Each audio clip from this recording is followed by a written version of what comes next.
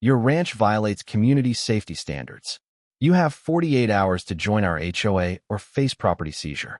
That's what a woman named Victoria Vance said when she showed up with perfectly fake government credentials and an air of absolute, chilling authority. When I laughed and politely told her to get off my land, she made one phone call.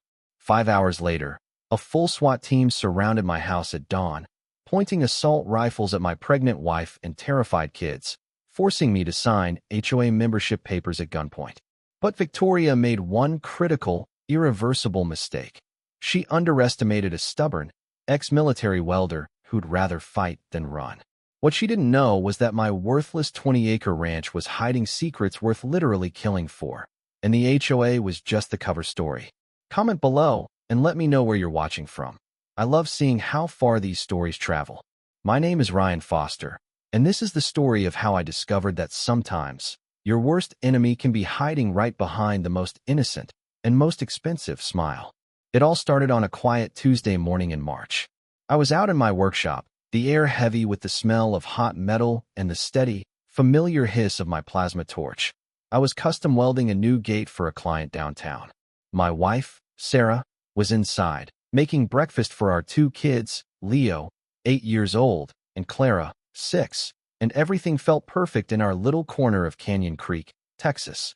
We'd bought this 20-acre ranch 3 years ago with my military veteran loan, and it had been our slice of hard-earned, independent heaven ever since.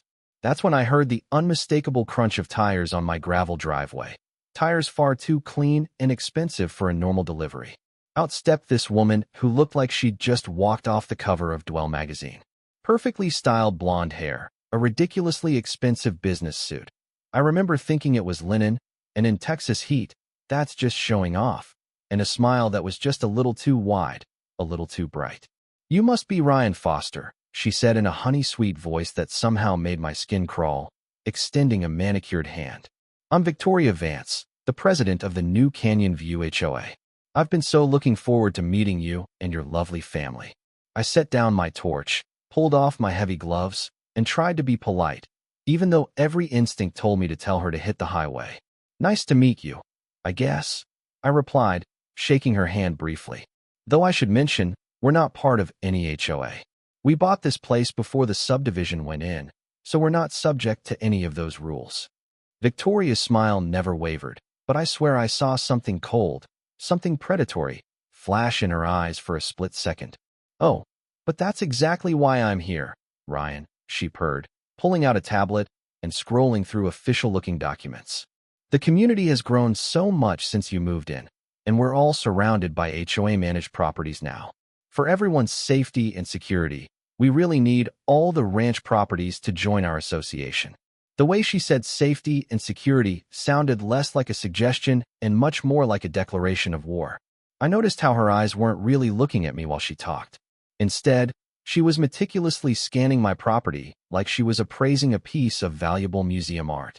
Her gaze lingered on the new welding barn I'd built, the updated electrical lines, and she actually craned her neck to get a better look at the industrial-grade water well set up behind the main house.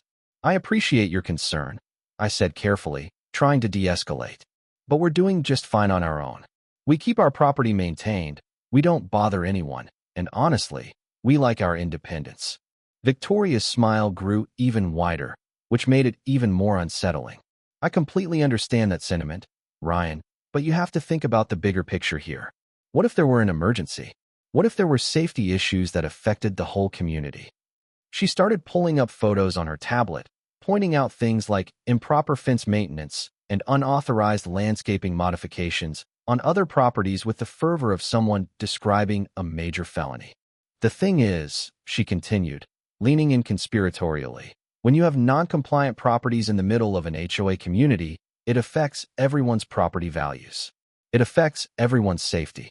That's why we have community standards and enforcement procedures." That last phrase sent a cold, distinct chill down my spine. I'd been in the military long enough to recognize a veiled threat when I heard one. Sarah must have sensed the shift because she came out, drying her hands on a dish towel, giving Victoria a polite but deeply cautious smile. Victoria immediately turned on the charm, gushing about how beautiful our home was and how lucky we were. But I noticed she started asking Sarah weirdly specific questions. Things like how deep our water well was, whether we'd done any soil testing, and if we'd noticed any unusual geological activity lately. These were not the questions a normal HOA rep asks, and Sarah and I exchanged a quick glance that said, "We are both thinking the same thing." After 20 increasingly uncomfortable minutes, Victoria finally wrapped up her pitch with what she called a friendly deadline. She handed me a thick packet of papers and said, "I'll give you 48 hours to review the membership agreement and get back to me. I really hope you'll make the right decision for your family and your community." As she walked back to her pristine white SUV, she paused, turned, and added, "Oh, and Ryan, you might want to check out Section 12B of the Community Safety Requirements. I think you'll find it very educational." That evening, Sarah and I sat at the kitchen table, the kids watching cartoons, going through Victoria's paperwork. The contract was dense with legal jargon, but the more we read, the more alarmed we became. Clauses about emergency property assessments, community safety enforcement, and something called expedited compliance procedures that sounded downright ominous. Sarah, who'd studied journalism and had a good eye for research, was looking up the HOA online. "This is weird, Ryan," she said, frowning at her laptop. "I can barely find any information about this HOA. No real website, no public records, just a basic incorporation filing from 6 months ago." But as I read that HOA mandatory membership notice, I saw something that made my blood run cold. At the bottom of the official letterhead was a small, ornate signature, and I'd seen that exact handwriting before, 20 years ago, on a Dear John letter that destroyed my life. The next morning, I woke up with that signature burned into my brain. I knew I'd seen it before, but I couldn't place it. It was driving me crazy. Sarah had been digging for 2 hours. "This whole thing stinks to high heaven," she said without looking up. The HOA was incorporated just 6 months ago by Victoria Vance and 2 shell companies that don't exist anywhere else. And get this, according to these records, they have already seized 4 properties for community safety violations in just the past 6 months. Then the doorbell rang. Through the window, I could see a man in an official-looking uniform holding a clipboard. My stomach dropped. I opened the door to an HOA inspector, though his badge looked like something you could order off the internet. "Mr. Foster, I'm here to conduct your daily compliance inspection. As a non-member property owner, you're subject to daily violation assessments until you achieve membership compliance." He walked around my property, clipboard in hand, making notes about everything. The height of my grass, the color of my mailbox. Within 10 minutes, he handed me a citation for $500 for improper community integration. Sarah came out, and he handed her a second citation for unauthorized residential modifications. Our vegetable garden was apparently a violation because it wasn't pre-approved. When Sarah pointed out we weren't members, the inspector just shrugged. According to the Community Safety Ordinance, all properties within the HOA boundary are subject to compliance requirements regardless of membership status. Daily fines will continue to accumulate until compliance is achieved or membership is obtained. He left us standing there with $1,000 in fines and the realization that Victoria was absolutely not playing games. That afternoon, I went to talk to my neighbor, Mrs. Davison, who lived on the next ranch over. What she told me made my blood run cold. "Oh, honey," she said, wringing her hands nervously. "You need to be very careful with that Victoria woman. She came to see me 3 months ago. When I refused, the same thing happened. Daily inspections, daily fines, constant harassment. I held out for 2 weeks, but the fines were adding up to thousands. And then she started talking about foreclosure procedures." "So you joined the HOA?" I asked. Mrs. Davison nodded slowly.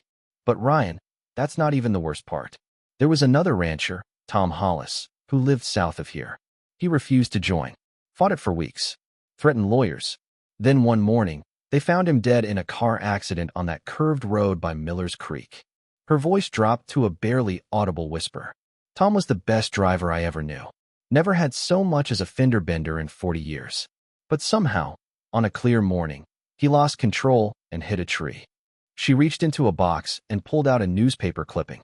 "Here's another one. Bill Jensen died in a house fire 6 months ago.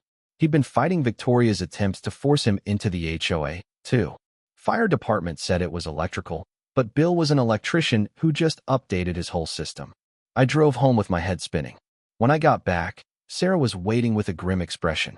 "I've been digging deeper into the HOA bylaws," she said, spreading papers across the table. "Look at that Section 12B that Victoria mentioned." It was buried deep in dense legal language. In cases of immediate community safety concerns, the HOA board can vote to seize any member's property within 48 hours of membership signing. "But we're not members," I pointed out, though I knew what was coming. Sarah shook her head grimly. "According to Section 4A, any property owner who accumulates more than $5,000 in HOA violation fines is automatically considered a provisional member subject to all HOA authority and bylaws. We're already at $1,000 after 1 day. At $500 per day, we'll hit provisional membership status in 8 more days." The trap was crystal clear. Victoria was going to force us into HOA membership through escalating fines, and then use the membership agreement seizure clause to legally steal our property. It was diabolical, and apparently, it was completely legal. The next few days became a nightmare of escalating harassment. The inspector showed up at 8 a.m. sharp every morning, finding increasingly creative violations. The gravel was improper aggregate material. The way Sarah hung our laundry was a violation of residential aesthetic protocols. We were on track to hit the $5,000 threshold in just 6 more days. But Sarah wasn't just calculating fines. Her journalism background had kicked into overdrive. She'd been digging into every public record about Victoria and the seizures. "Ryan, look at this," she said, spreading out a map. She'd used red pins to mark every property Victoria's HOA had seized. They form a rough circle around a central point. All these properties are on elevated ground with good water access and strategic locations. But more importantly, look at this. She pulled out a folder thick with geological surveys. I found these mineral rights surveys buried in the public records database. This entire area, including our ranch, is sitting on one of the largest rare earth mineral deposits in North America. We're talking about deposits worth tens of millions of dollars, maybe more. My hands were shaking as I looked at the maps. Our 20 acres sat right in the middle of a high-value extraction zone. Victoria wasn't stealing property for subdivisions. She was stealing land for mining and development. That afternoon, I walked the perimeter of our property. Near the back fence line, I found what I was looking for, several small holes recently filled in, but not well enough to fool a builder. When I dug down, I found fragments of core sampling equipment. Someone had been testing our land. I was photographing the evidence when I heard an engine.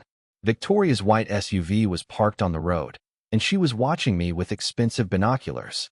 When she realized I'd spotted her, she walked over to the fence. "Finding anything interesting back there, Ryan?" she asked, casually menacing. "I hope you're not disturbing any important geological features."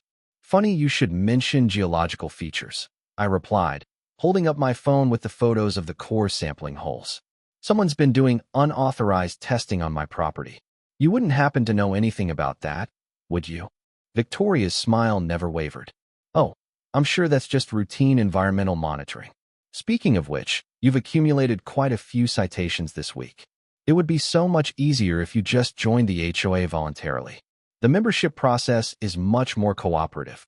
"What happens if someone doesn't cooperate?" I asked. "Well, that would be unfortunate for everyone involved. The HOA has a responsibility to ensure community safety. Sometimes that requires decisive action." She paused. "You know, Ryan, you remind me of someone I used to know. Someone who also thought he could fight the system and win. It didn't end well for him." That evening, Deputy Jesse Ruiz, a young cop from the sheriff's department, knocked on our door. He looked troubled. "Mr. Foster, I want to talk to you off the record. I've been running background checks on Victoria Vance. Her story doesn't add up." He opened his notebook. "Victoria Vance doesn't exist in any official records before 18 months ago.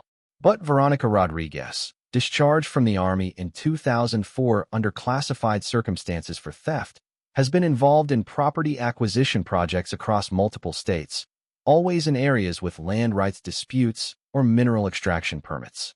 15 veterans have lost their property to her schemes, and several have died under suspicious circumstances." My blood ran cold. I looked at the signature on the HOA paper, then back at the name Veronica Rodriguez. The cold eyes, the military bearing, the calculated moves. That's when the memory flooded back. Veronica Rodriguez. My girlfriend during my final year of service. The woman who stole $15,000 from my savings account and disappeared with classified information that nearly got me court-martialed. She'd changed her appearance, her name, even her accent, but those cold eyes were exactly the same. Victoria Vance was Veronica Rodriguez. This wasn't just about stealing my ranch. This was personal revenge, 20 years in the making. The next morning, it wasn't just the inspector. Following his truck was a convoy of police vehicles, 2 patrol cars, an unmarked sedan, and bringing up the rear, a black SWAT van. 6 tactical officers in full gear, checking their weapons. Behind them, Veronica emerged from the sedan, dressed in what looked like an official government blazer. This was a full-scale assault. "Tommy, Clara, come here right now," Sarah called out, pulling them close. "Whatever happens, we protect the kids first. Don't do anything heroic. Just comply until we can figure out what's really going on." The authoritative pounding came at 8:15 a.m. Ryan Foster. "This is the sheriff's department. Open the door immediately." I looked through the peephole. The SWAT team leader, flanked by 2 officers. Behind them, Veronica, holding what appeared to be court documents. "Mr. Matthews," the leader barked. "We have reports of a non-compliant property owner who has made threats against community safety officials and refuses to comply with legal HOA requirements." He continued, "You are in possession of documents and materials that may constitute evidence of environmental terrorism." Veronica stepped forward. "Mr. Foster, I really hoped it wouldn't come to this. All you have to do is sign this membership agreement, pay the fines, and this can be resolved peacefully." Sarah was holding the kids so tightly her knuckles were white. Resistance was not an option. As I reached for the pen, Veronica's purse slipped from her shoulder and spilled across our hardwood floor. Among the scattered contents, I saw it. An old photograph of me in my army uniform standing next to a young woman. Someone had drawn a thick red X across my face. On the back, in Veronica's distinct handwriting, were the words: Phase 1, create HOA. Phase 2, force membership. Phase 3, seize property. Phase 4, eliminate Ryan Foster. I signed the HOA membership contract with shaking hands, but my mind was racing. Veronica had created this elaborate scheme specifically to destroy my life, steal my property, and satisfy a 2-decade-old grudge. After the police convoy left, Sarah and I spent the morning comforting our traumatized children. Grace, bless her heart, was already in combat mode. "We know who we're dealing with now. Veronica Rodriguez. Army discharge in 2004 for theft. We need to find out everything since then." Deputy Ruiz met me for lunch.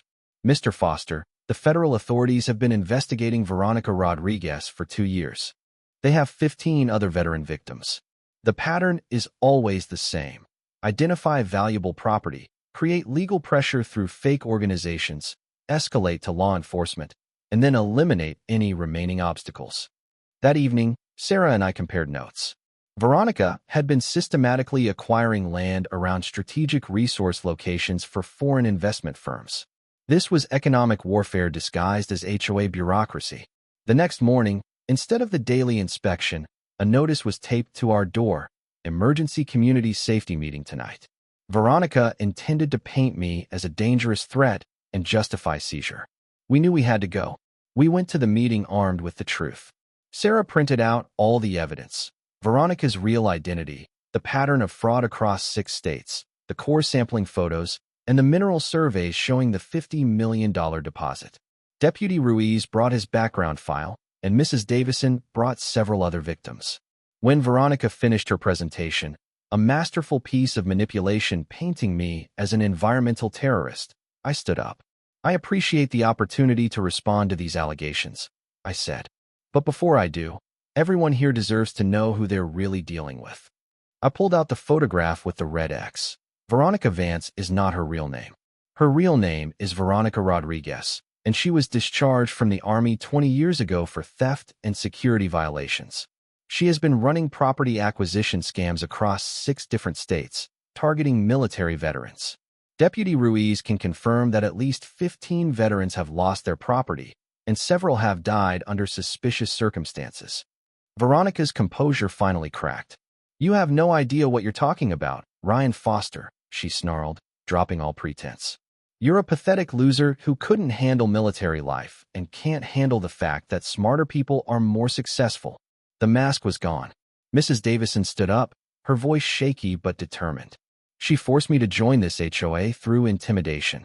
And I know Tom Hollis and Bill Jensen died under suspicious circumstances. Other voices joined in. The room turned against Veronica. But as the community rallied, Veronica stood up, held up the signed HOA contract, and smiled, venomous to the last. You think you've won, Ryan? Read the fine print. According to Section 12B, the HOA can seize any member's property for immediate community safety. Your 48 hours start now. Then she walked out. The morning after, Sarah and I pored over the contract. Section 12B was terrifying, but Sarah found the flaw. Section 15C. Any HOA actions taken under emergency powers must be ratified by a majority vote of all current members within 72 hours, or the action is automatically void. Veronica had been operating this fake HOA with shell company partners who didn't actually exist. The HOA board didn't have legitimate members. Any action taken under Section 12B was legally invalid. Deputy Ruiz arrived with the official documents. He'd been in contact with the state attorney general's office. What happened here? The fake HOA, the forced membership, the SWAT team enforcement, it's given them everything they need to build a federal case against her. Wire fraud, mail fraud, extortion, conspiracy, filing false police reports, and violation of veterans' rights under federal law. They're calling it one of the largest veteran-targeted fraud schemes in American history. That afternoon brought the most satisfying moment of this entire nightmare. A convoy of federal vehicles pulled into Veronica's rented office space. Agent Sarah Chun from the FBI's White-Collar Crime Division led a team of marshals. The look on Veronica's face when they slapped the handcuffs on her. It was worth every moment of terror she'd put my family through. The next community meeting, organized by the neighbors, was a true community meeting. Deputy Ruiz presented the evidence, and Agent Chun explained the federal case. A real estate attorney confirmed that all of Veronica's property seizures were legally void. 6 months later, Sarah gave birth to our third child, a healthy baby girl we named Hope.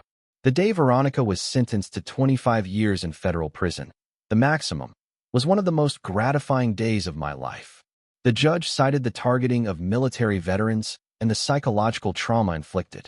We learned that standing up to bullies and con artists isn't easy, but it's always worth it when you're protecting the people you love. The financial security from the mineral value means we'll never have to worry again. Veronica's 20-year quest for revenge ultimately gave us the financial freedom to protect our family's future. But here's the crucial part. Deputy Ruiz called last week. When they cleaned out Veronica's storage unit, they found files on 12 other military veterans with valuable property across the country. Her network of property thieves is still out there. That's why I'm sharing this story. If you're a veteran, if you own valuable property, or if you've been pressured to join an HOA or sign suspicious documents, please be careful. Do your research, ask questions, and never let anyone pressure you into signing anything under threat or intimidation. Veronica Rodriguez thought she could destroy my life and steal everything I'd worked for. But she underestimated the power of a stubborn veteran who refuses to back down when his family is threatened. The best revenge is simply living well and making sure the people who try to hurt you face the consequences of their actions. If this story resonated with you, smash that like button to help us reach more people who need to hear these important lessons. And tell me in the comments, do you think 25 years was enough for Veronica, or should they have thrown away the key? Let me know your thoughts on veteran targeting and HOA fraud below.